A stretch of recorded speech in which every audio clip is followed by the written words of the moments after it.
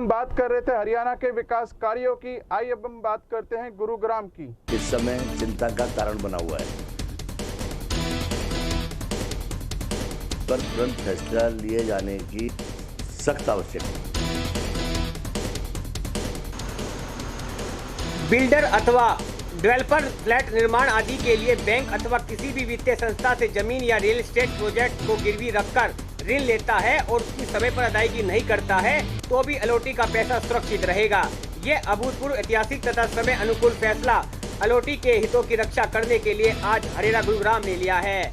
आज इस फैसले की जानकारी देते हुए हरेरा गुरुग्राम के चेयरमैन डॉक्टर के खंडेलवाल ने गुरुग्राम के लोक निर्माण विश्राम गृह में आयोजित संवाददाता सम्मेलन में बताया कि रियल एस्टेट प्रोजेक्ट में अलॉटी से प्राप्त राशि के बैंकों को में गिरवी रखने की स्थिति में बैंक अथवा वित्तीय संस्था भी प्रमोटर की परिभाषा में आएगी तथा अलॉटी की प्रति उत्तरदायी होगी।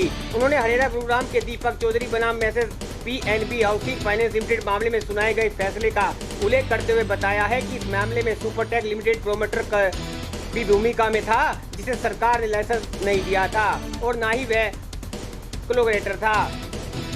सुपरटेक लिमिटेड के PNB फाइनेंस लिमिटेड से सुपरटेक अयुत नामक प्रोजेक्ट के निर्माण के लिए ऋण लिया, जिसमें Messrs western real estate project private limited जिसके नाम प्रोजेक्ट का लाइसेंस जारी किया गया था वह भी हिस्सेदार था, परंतु मैसर्स सुपरटेक लिमिटेड ऋण की वापसी करने में नाकाम रहा और डिफाल्टर हो गया।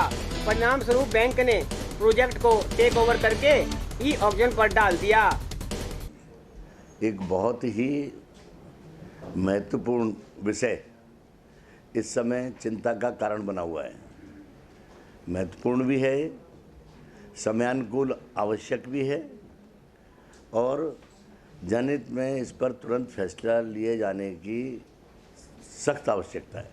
ये क्या चीज़ है कि बिल्डर्स के अंदर एक प्रैक्टिस है कि वो कंस्ट्रक्शन के लिए लोन लेते हैं और जब कंस्ट्रक्शन के लिए लोन लेते हैं तो वो सारी चीज़ गिरवी रख देते हैं। ज़मीन भी गिरवी, जो रियल एस्टेट बनेगी, जो अपार्टमेंट, फ्लैट्स या प्लॉट्स जो भी होंगे वो भी गिरवी, और उसके बाद जो लोगों का पैसा आना है, ऑल रिसीवेबल्स, वो भी गिरवी। पिछले दिनों में कुछ ऐसी घटनाएं हुई कि एक प्रोजेक्ट 26% बना हुआ, लोगों से करीब 70% पैसा लिया हुआ, बिल्डर ने उस पर लोन ले लिया, डिफ़ॉल्ट कर गया रीपेमेंट में। उसका हुआ क्या, जो लैंडिंग इंस्टीट्यूशन थी, जो बैंक था, बैंक ने उसको टेक ओवर कर लिया प्रोजेक्ट को और उसको खाते में कुछ बचा नहीं, खाते से सारा पैसा निकल गया जो कि अलॉटीज का पैसा था। ज़मीन जो थी वो लैंड ओनर के साथ कोलैबोरेशन था, ज़मीन उसकी गई और अलॉटीज ने जो पैसा दिया हुआ था वो पैसा उनका बेचारे का अटक गया। यानी उसने तो प्रोजेक्ट ले लिया कि उसमें इसको बेच दूंगा और बेच करके अपना जो लोन का पैसा उसे निकाल लूँगा। इस प्रकार की कई घटनाएं यहाँ हुई जिसमें हज़ारों की संख्या में जो फ्लैट बायर्स थे, अपार्टमेंट बायर्स थे, जो ग्राहक थे उनका पैसा फंस गया और वो एक ऐसे उनको लगा कि उसका क्या होगा। उनको कुछ यही क्लियर नहीं था कि भाई उनको पैसा उनका वापस मिलेगा कि नहीं मिलेगा, उनको उनका फ्लैट मिलेगा कि नहीं मिलेगा, क्या होगा। क्योंकि फाइनेंशियल इंस्टीट्यूशन को जब सारा कुछ गिरवी रख दिया तो फाइनेंशियल इंस्टीट्यूशन सारा कुछ ले लिया। इसमें बेचारे अलॉटी का तो कोई कसूर नहीं है। अलॉटी से तो जो पैसा मांगा गया था उसकी किसने दे रहा है, वो लैंड ओनर का कोई नुकसान वो नहीं है। लैंड ओनर ने उससे कोलैबोरेशन किया है और उस आदमी ने, जो बिल्डर है, जो डेवलपर है, जो कॉलोनाइजर है, उसने उससे कहा भाई सारा डेवलप मैं करूँगा, मैं करके तुझे इतने फ्लैट दे दूँगा या तुझे इतना पैसा दूँगा। ज़मीन वाले की तो ज़मीन खतरे में पड़ गई। जिस बेचारे ग्राहक था, जो अलॉटी था, उसका पैसा भी खतरे में पड़ गया और उसकी जो प्रॉपर्टी है वो भी खतरे में पड़ गई। तो इस समस्या का समाधान करना बड़ा आवश्यक था। तो हमारे सामने कई लोग इस प्रकार के आए, कई अलॉटीज आए जिन्होंने कहा बोला जी कि मेरा क्या कसूर है, मैंने पैसा दिया है, प्रोजेक्ट आपके यहाँ से रजिस्टर्ड है। मैंने तो ये सोच के कि प्रोजेक्ट रजिस्टर्ड है तो इसकी सारी की सारी जो चीज़ देखनी है वो हरेरा ने देख ली होंगी। तो बताइएगा मैं कहाँ जाऊँ मेरे पैसे के लिए, और मालूम नहीं मुझे पैसा कब मिले। एक अनिश्चितता के दौर में जी रहा हूँ मैं, तो अनिश्चितता भी है और चिंता भी है मेरी। तो ऐसे उसमें मैं किस प्रकार से मेरा आप हितों की रक्षा करोगे, बताइएगा। हम लोगों ने इस पर काफ़ी डेलिब्रेशंस हुए। हमने सबसे पहला जो स्टेप लिया था आज से कई महीने पहले, जनवरी में और दिसंबर में, ये स्टेप लिया था कि हमने जो लेंडर जो पैसा निकाल लेता था, सबसे पहले तो उस पर रोक लगाई।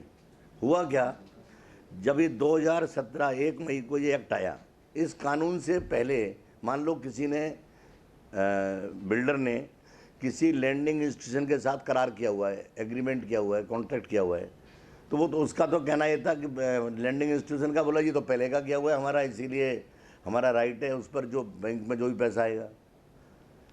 हम लोगों ने उस समय ये निर्धारित किया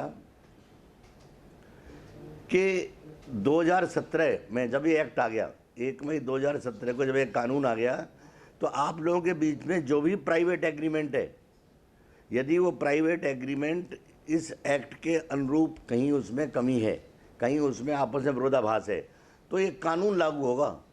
ये नहीं है कि प्राइवेट एग्रीमेंट आपका कानून के ऊपर हो जाए। इस कानून के तहत जो भी पैसा एलओटी से आएगा, उसमें से 70% पैसा एक अलग अकाउंट में रखा जाएगा और उसको केवल खर्च होगा कंस्ट्रक्शन के लिए और लैंड कॉस्ट के लिए। इसका मतलब जो पैसा अब लोगों का आ रहा था, पहले लैंडिंग इंस्टीट्यूशन इसको सारा विड्रॉ कर रही थी, हमने कहा नहीं, यदि एक प्रोजेक्ट है, मान लीजिएगा एक प्रोजेक्ट है 1000 करोड़ का, 40% वो प्रोजेक्ट पूरा हो गया, 40% उसमें, तो आप जो अकाउंट में पैसा है उसका 40% विड्रॉ कर सकते हो। यानी मान लीजिएगा कि एलओटी से 800 करोड़ आया हुआ है, 800 करोड़ का जो 70% है वो 560 करोड़ हो गया। 560 करोड़ में से आप 400 करोड़ विड्रॉ कर सकते हो जो आपने खर्च किया है कंस्ट्रक्शन में। 160 करोड़ रुपया इस अकाउंट में रहेगा। लेकिन हो क्या रहा था कि लैंडिंग इंस्टीट्यूशन चूँकि उनका जो पैसा रीपे नहीं हो रहा था, तो वो इस पैसे को जैसे आ रहा था ले जा रही थी, जबकि ये पैसा लगना कहाँ था, कंस्ट्रक्शन में। यानी कानून आने के बाद 70% पैसा एलओटी से जो आएगा वो एक अलग उसमें रखा जाएगा। गुरुग्राम से एनसीआर न्यूज के लिए एमी शर्मा की खास रिपोर्ट। अपने शहर की ताजा खबरों के लिए एनसीआर न्यूज के साथ बने रहिए। चैनल को लाइक व सब्सक्राइब करें। नमस्कार।